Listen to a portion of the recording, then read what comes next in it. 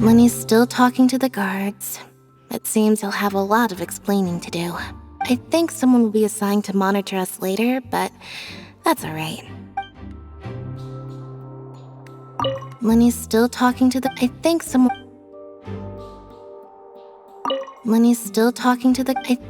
will be...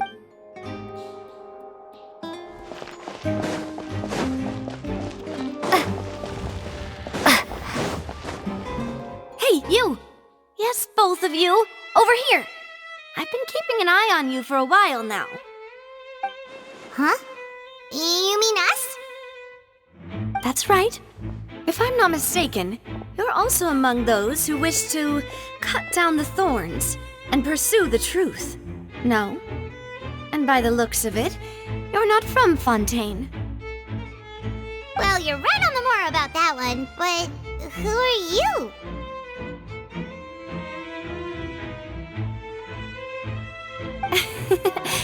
Have you never heard of the Spina di Rosula?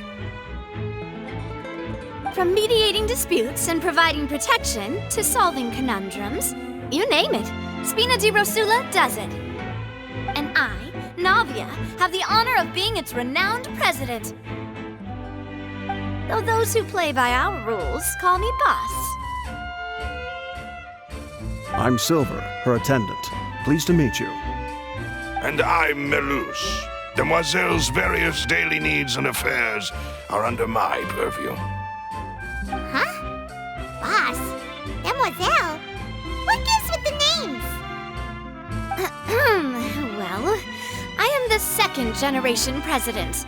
Melus and the others are still used to my previous title.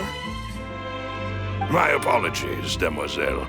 Should you prefer, boss, I will endeavor to use that instead.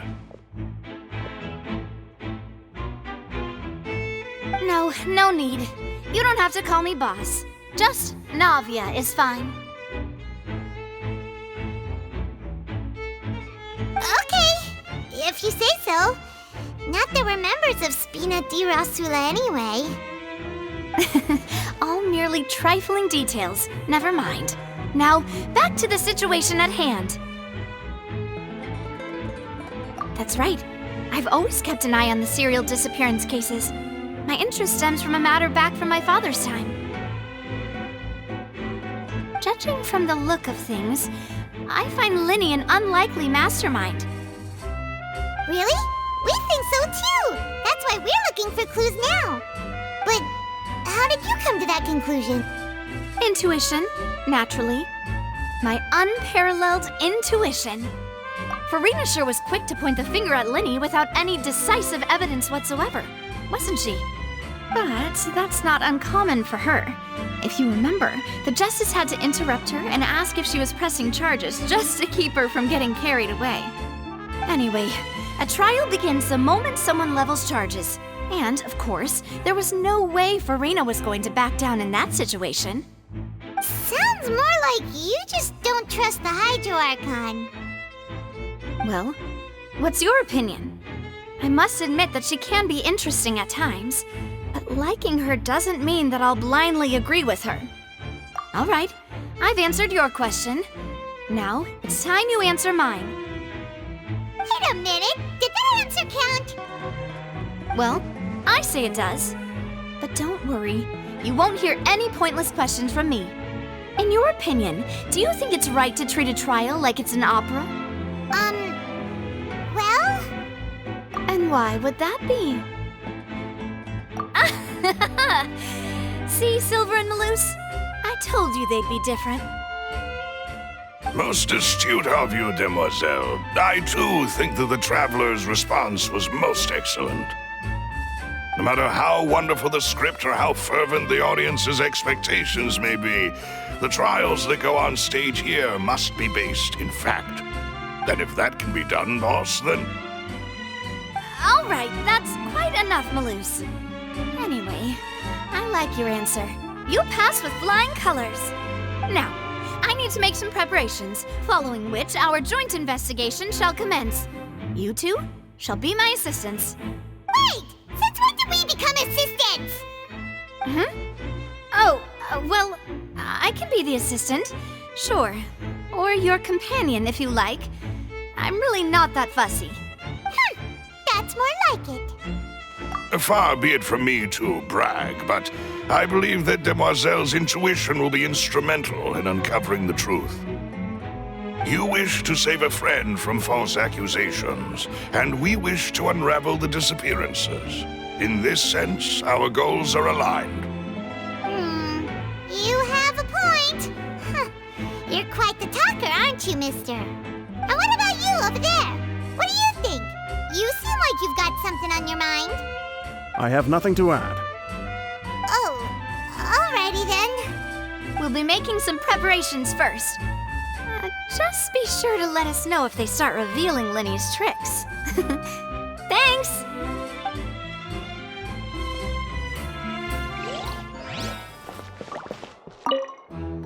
Speaking of that, I think magic shows would be very popular in Poisson. I can see that. Maybe I should try to learn some magic. If I could make things disappear, cleaning my room would be a cinch. You need not worry about such things, Demoiselle. That falls under my duties. Oh, right.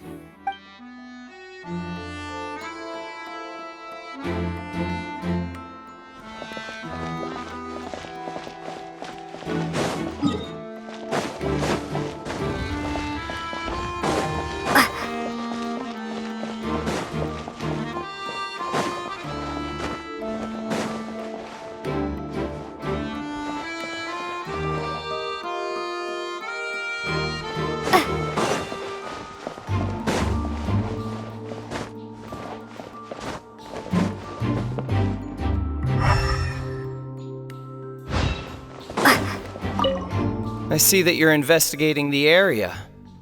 Well, it just so happens that I'm interested too. If you find any new and interesting leads, be sure to share them with me, all right? We don't have too many thoughts yet. Then why don't I tell you my hypothesis first? The way I see it. And I'll start it with that loud thud. The thud? Oh, you mean the sound that happened during the countdown? Yes, exactly. It wasn't terribly loud, but I suspect that most people heard it. It's just that everyone was awaiting the results of Linny's trick with bated breath, so no one paid it much mind. But now that the incident has happened, the thud has become an important clue. That makes sense. So, what do you make of it? I'm of the opinion that it may have been the sound of Linny's accomplice, Lynette perhaps, jumping atop the water tank or something like that. And when the pyrotechnics went off, she cut the rope, sending the water tank crashing down. But wasn't the noise we heard too loud for that? Perhaps the balance wasn't right, leading to a particularly rough landing. Oh, that's true. I suppose I must reconsider. That does remind Paimon, though. What was with that sound?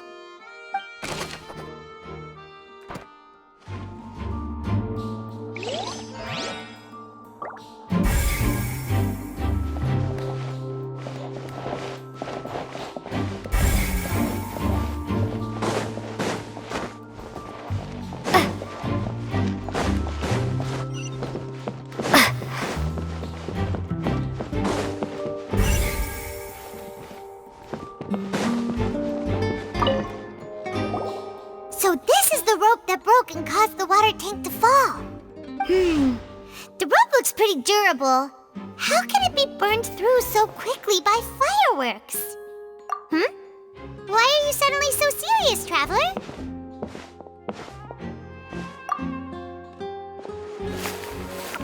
Whoa! Look! This bit is made from different material! Most of it was burned away, but there's still a little bit of it left. Huh. So if a rope meant to hold something was made with that kind of material in it, then that means... Wait, why don't you write all this down? Let's take notes.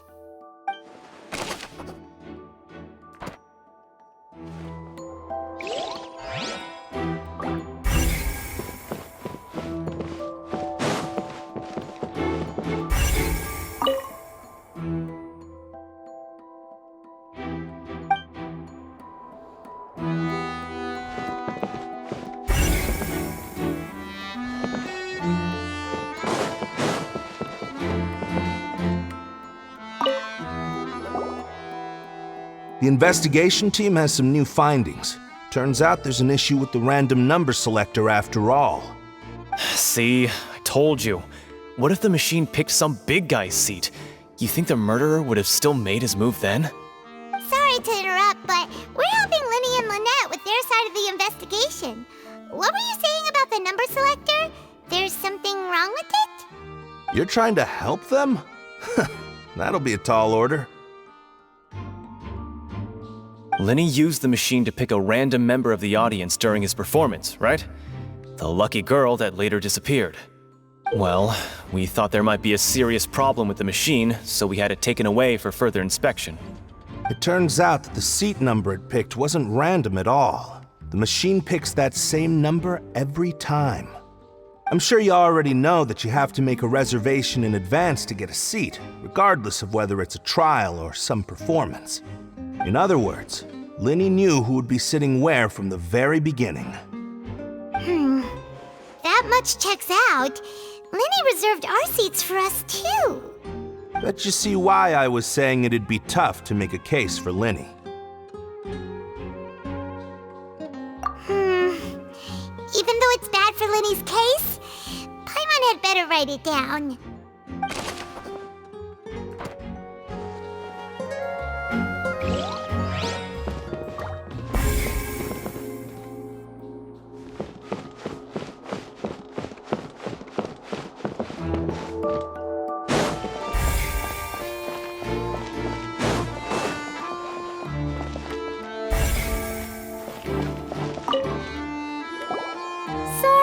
But no one can freely enter or exit the Opera House at the moment. If you wish to leave, you must register your identity with us first. No, we're not leaving. We're representing Linny and Lynette as attorneys, so we're investigating the case. Were you always guarding this entrance? Yes. After the Chief Justice gave the order, everyone coming in or out must undergo a strict inspection. So, the missing girl couldn't have left from here. At least, not from that point on. I doubt there was much opportunity then, either. How can you be so sure, Well, because I was in charge of security near the entrance at that time. I couldn't see Linny's performance from here, which was quite a shame. Just my luck. But still, I did not abandon my post, and I stayed put no matter how loud the applause was. If someone had so much as even approached the door, I would have noticed it, let alone if they had tried to leave. We Melusines are good at that sort of thing, you know. So, it's safe to say the girl couldn't have left through here. All right, thank you for your help. This will be useful info.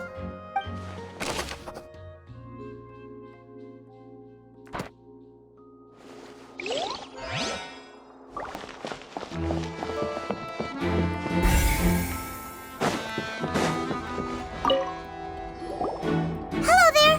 What are you investigating?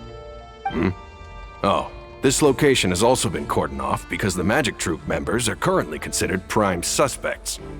The investigation team is still collecting evidence. The seats were all booked in advance, so we were able to deduce the missing woman's identity by checking the guest list. Sure, it's not like this is confidential information. We will publish it later anyway when we petition the public to help us find the missing person. Her name is Halsey. She's a painter from Fontaine who's made a bit of a name for herself. Apparently, she wasn't a regular at the Opera House, but she'd been feeling some pressure with her work lately, which made her decide to come see the magic show. The Magic Troupe members all claim not to know her. We have looked into her social connections. It seems that she has no personal grievances or conflicts of interest with the suspects. Simply put, she wasn't related to the magic troupe at all, which matches the features of the previous serial disappearances.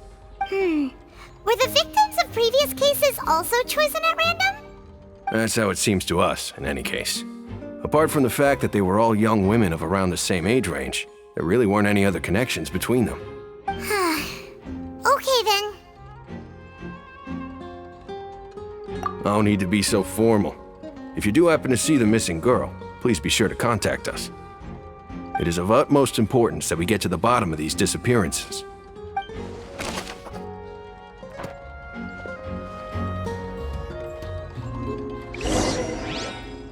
We've checked everything of note here at the performance venue. Paimon wonders how Lenny's discussion with the guards is going. Let's go see, shall we? Ooh, things are getting interesting, huh? We're about to see how magic is made. Understood. Then I will be going with you. Just so you're aware, I will be monitoring your actions and making notes as necessary. Very good. Thanks for being so agreeable. I'd pull a rose out of my hat as a gift for you if I could. You may spare the pleasantries. I'm just doing my job. You've arrived. Who's this? Me? I'm Spina di Rosula's guardian angel. If you've got a problem, I've got the firepower. Sorry, I got a little carried away there. Call me Navia. I'm a partner of theirs, and will be helping investigate this whole situation. And these are my companions. Would you mind if they join as well? Fine by me. Oh, new helpers? I would be most grateful. Well, let's just say we're tagging along. It's not every day you get to see the secrets behind magic performed on such a large scale. I appreciate your kind interest. Come with me. We'll be heading below stage. Huh? Below stage? Yes, a world of secrets is hidden beneath this magic box, prepared specifically for this switcheroo trick. But before I reveal everything, you should have a look first. Notice anything strange here?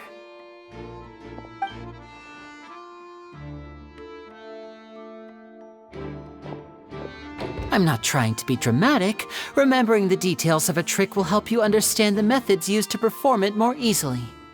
Huh. Weren't there balloons and other decorations here? Where did all that go? Ah, good eye. That said, you're still far from discovering the answer. The back? You mean the inside of the door? What's different about it? Paimon didn't notice anything. Very good indeed. I thought you might not be able to catch that, given that you were sitting in the first row. The back of this door was patterned. Those patterns are now gone, replaced by a smooth wooden board. So, if you put 2 and 2 together, what do you get? Exactly. All right, let's go. I'll tell you how it works as we head down.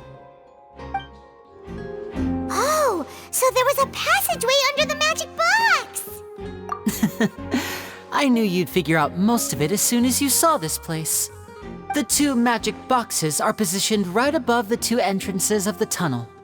See this flatbed trolley? The box with the lucky audience member in it would be shuttled over to the other side using the trolley. This trolley can raise and lower and even rotate, ensuring that the box will face in the right direction. I see. So that's the purpose of the box inside another box. Precisely. The inner box would descend after the audience member was put inside and be moved along the trolley, all while the outer box would remain on stage as if nothing had ever changed. So that's how you did it! Once the box was lowered, the trolley would store some energy through this device here, with which it would complete the rest of the steps. The audience member would only be able to feel some slight movements in the dark, and by the time she walked out, she would already be back on stage. Right! You were talking that whole time, and you even came out for a moment near the end! Ah, yes. A phonograph operated by Lynette was used to achieve that effect. My assistant and I had already scripted our conversation beforehand. When the countdown began, I had already gone to the opposite box via a tunnel using that ladder. And what about Lynette? Where was she? I was in the mezzanine space in the back of the box. Oh, interesting! That's how we were able to coordinate Linny's lines with the assistant. And by the way, I was the one who walked out of the box at the end. I mean, we are twins. All it takes is a change of clothes and no one can tell who's who. And that's my favorite part of this trick. Only Lynette and I can perform it. So that's how it all worked! Wow, every detail you revealed was more amazing than the last! Lynette would briefly walk out of the box and then go back in, jumping into the tunnel and escaping before the box on the trolley could finish ascending. And then I walk out of the other box in the audience area, and the trick would be complete. The operative word here being would. But as you saw, Cal was in the box, not our audience member. She, on the other hand, mysteriously vanished. We really don't know how that happened. If not for that interlude, this would have been an astonishing trick. I probably never would have figured out how you pulled it off. And yet, to think that someone was able to use this magic trick to commit a crime. Could we have a look around? I think we can come up with some more leads. This is the scene of the crime, so Linny and Lynette are not permitted to stay here. I'll escort them back up. Yes, of course, no need to be so strict now. I won't disappear into thin air, you know. Thanks, everyone. We're counting on you.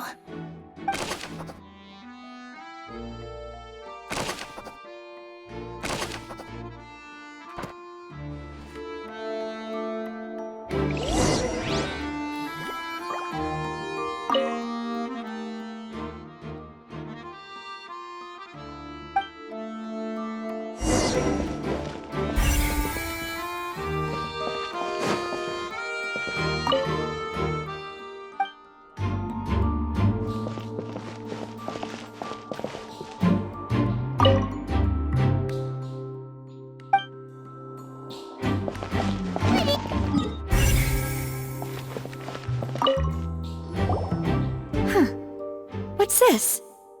Looks like a hook tied to the end of a rope. Huh? There's all kinds of odds and ends here. Perhaps it was a prop for a different trick. But why would it have been left here? Whatever it is, let's make a note of it first.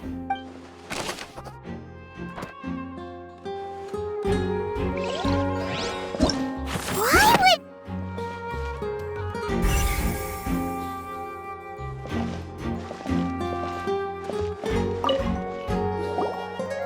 The floor is wet. Please be careful not to slip. Speaking of which, why would there be water here?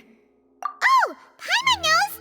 It's one of those tricks where you pour water into a jug and then flip the jug over only for the water to disappear. And here's a broken vase.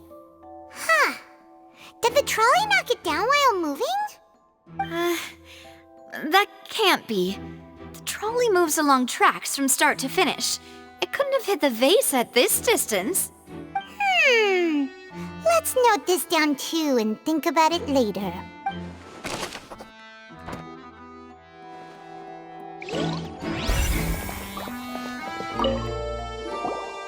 Oh, these are the clothes that the lady chosen from the audience was wearing, right?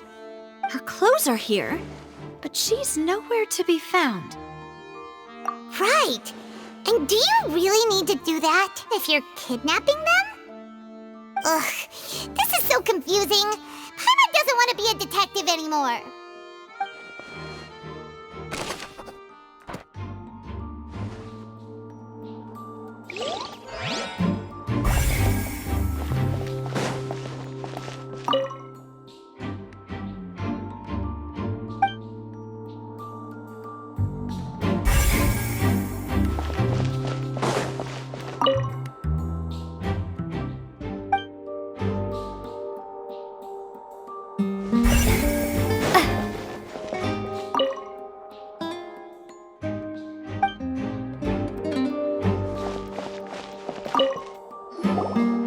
What is this place? It seems someone could fit through here. Could this have been the suspect's escape route? Alone, perhaps. But if they had to pull another person with them, the space would be too narrow. But there are no other ways in or out of here. Oh, you're right! Let Paimon write that down.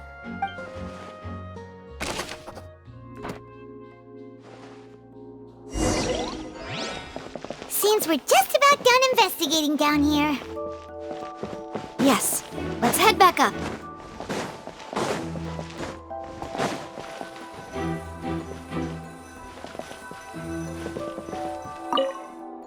Well, we've ascertained the state of the crime scene. Let's find a place to sort out our findings once Malus returns. It seems to me that there are several things that don't add up here. Apologies for the wait, demoiselle. So, what did the guards say? Did the criminal escape through the vent? They believe the odds of that are very low, since the vent leads to the Opera House's basement. The guards have checked the area carefully. No one left through the basement during the performance or after the incident, and no one was found hiding there. So the tunnels become like a secret chamber then! You know, like the kind you usually see in novels! The plot thickens. Halsey's disappearance and Cowell's death are both quite inexplicable. No wonder Farina was so confident in her accusation. All the current evidence points toward Linny and Lynette. In other words, the charges are very likely to be upheld unless we make some considerable progress. Charges and then trial. So if the charges are upheld, they'll announce a sentence? That's right. This is how a trial goes in the Opera House. During the proceedings, the Chief Justice and the Oratrice will hear statements from both sides. That's right. This is how indemnitium is produced. The statements from both sides, the defenses from attorneys, witness testimonies, and even the audience's emotions will all be projected on the Oratrice. To put it simply, it's as if the Oratrice has its own will and is a judge in its own right. This also precludes any kind of favoritism on the part of the Chief Justice. Not that this has ever happened anyway. Once both sides have finished speaking, the Chief Justice will make his final decision. This, too, will be used by the Oratrice as a reference. Then, finally, the Oratrice will be consulted by officials. The result it returns is the will of justice itself. Huh? So that machine is the one that actually decides? Paimon thought Neuvillette called the shots. In practice, there is very little difference. Both have always come to the same judgment, which is why people have great faith in the Chief Justice. Ah, yes, the guards also asked me to convey that none of us will be allowed to leave this place before the trial. Huh? Why? Because we've chosen to act as the twins' proxies. That makes us persons related to the case. They're concerned that we might be colluding with outside parties, or that we might find outside help to disrupt the case.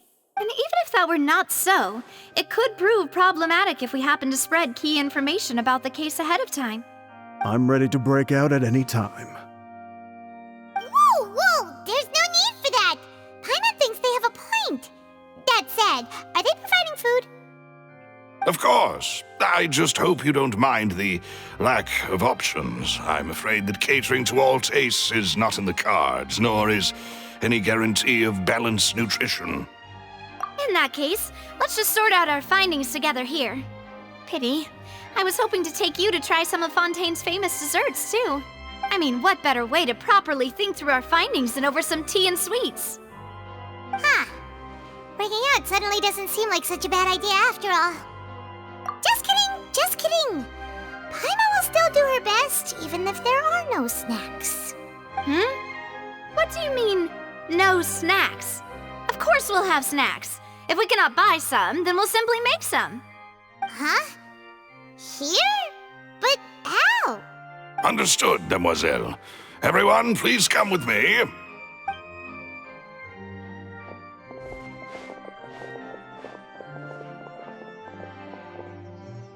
Wait, you're carrying a portable stove with you? Yes, I must be prepared to meet the demoiselle's baking needs whenever the fancy strikes her. I have eggs, sugar, and almonds at the ready. Good work, you two. Then I'll get to it. Please sit tight for a moment. You'll get to taste my awesome snacks soon enough. These three are quite the interesting group. And Paimon thought it smelled good while it was still in the oven! Oh, it's even better now. Paimon can't stop drooling. From the way you had these two guys carrying all that stuff around, Paimon thought you'd have them do more during the baking process. But you ended up doing the entire thing by yourself! Beating the egg whites, grinding almonds, everything! I was applauding. And I was giving encouraging smiles. Paimon was just thinking, aren't you worried about getting your fancy dress dirty beating egg whites and baking like this? Well, I don't think it's carved in stone anywhere that fancy ladies can only read books, sip tea, ride horses, and play the piano. I just really enjoy making snacks. Don't underestimate beating egg whites, by the way. It's a real arm workout. You also need to beat them to just the right consistency, or your macarons will crack. Anyway, give these a try, fresh out of the oven. There's 3 for each of us. Only 3? Well, eating too many sweet treats might send all that sugar to your head. You wouldn't be able to think clearly about the case on a sugar rush, would you? Tea is ready to be served as well. This is Demoiselle's favorite, strong black tea with a floral fragrance that clears the mind and lifts the spirit. No need for concern, I'm merely doing as I should.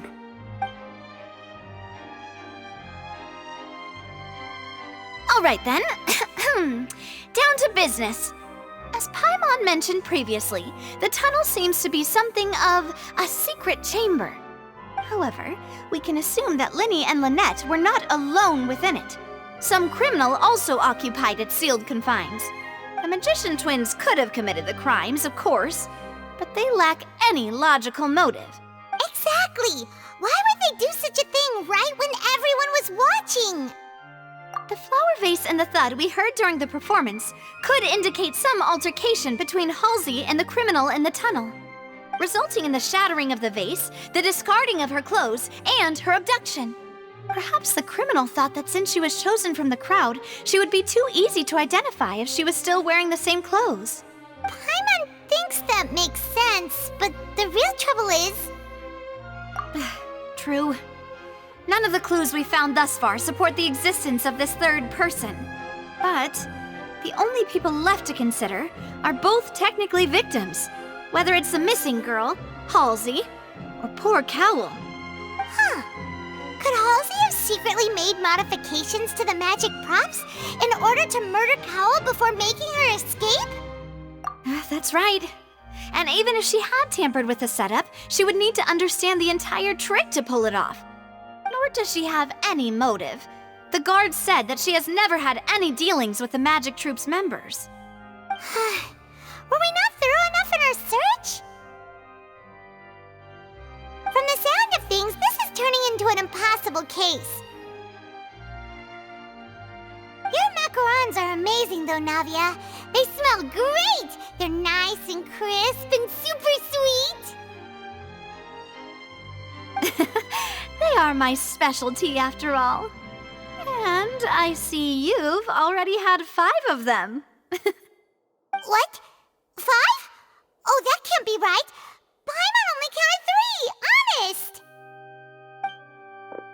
Please don't worry about it. At my age, a few less sweets might actually be a good thing. No.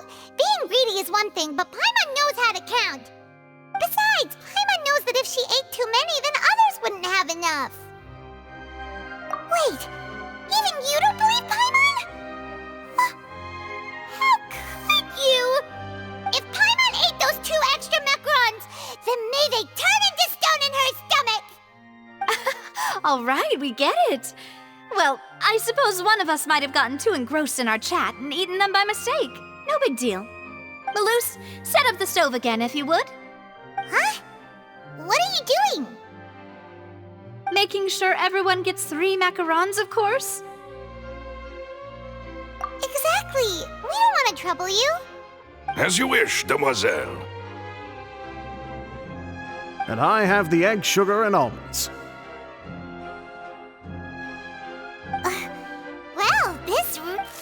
Well, that's it for snack time. I'm going to have an... I don't know what we're looking for yet. It would be awkward if you got all tongue-tied on stage during the trial. Alright, thanks for your help, and for the snacks.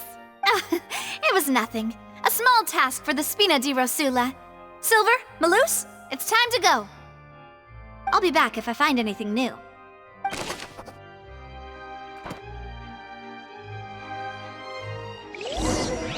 Alright, it's time to put our heads together. We've got to get our defense ready for the trial. Oh, it's probably gonna be a long and difficult case. There's no point in worrying about that now. We just need to prepare. Here, take Paimon's notes. They should help you review the situation. Too slow.